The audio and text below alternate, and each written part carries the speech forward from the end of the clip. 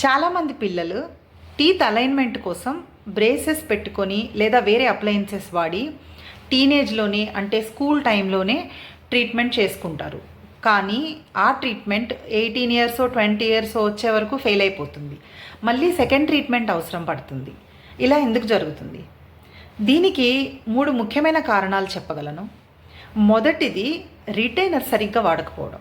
Treatment అంతా బ్రేసెస్తో అయిపోయాక, braces తీసేశాక తర్వాత రిటైనర్స్ అనేవి ఒక సపోర్టింగ్ అప్లయన్సెస్ వాడాల్సి ఉంటుంది. అవి పెట్టుకుంటే టీత్ కొత్త పొజిషన్లో స్టెబిలైజ్ అవుతాయి. అది ఒక 1 to 2 ఇయర్స్ పడుతుంది. కాబట్టి ఆ టైంలో రిటైనర్స్ వాడాలి.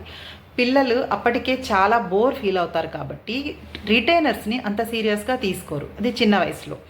కాబట్టి మళ్ళీ 18 ఇయర్స్ వచ్చే వరకు ఆ ట్రీట్మెంట్ ఫెయిల్ అయిపోతుంది. రెండో రీజన్ విజ్డమ్ టీత్ లేదా జ్ఞానదంతాలు.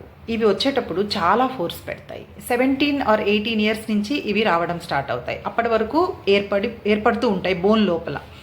అయితే మనము ఎర్లీ ట్రీట్మెంట్ చేసినా కానీ ఈ టీత్ని వాటి పొజిషన్ కానీ కండిషన్ కానీ మనం చెక్ చేసుకుంటే కొంతవరకు మనకి ఛాన్స్ ఉంది మళ్ళీ ట్రీట్మెంట్ ఫెయిల్ అవ్వకుండా చూసుకోవడానికి. మూడో రీజన్ వచ్చేసి అబ్నార్మల్ జా గ్రోత్.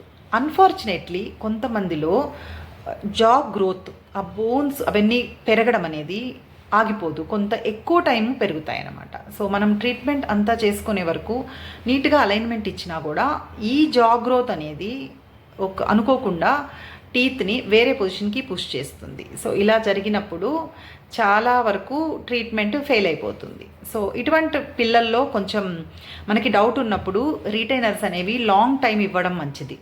సో ఇలాంటి జాగ్రత్తలు తీసుకుంటే ట్రీట్మెంట్ ఫెయిల్ అయ్యే ఛాన్సెస్ చాలా తక్కువ ఉంటాయి.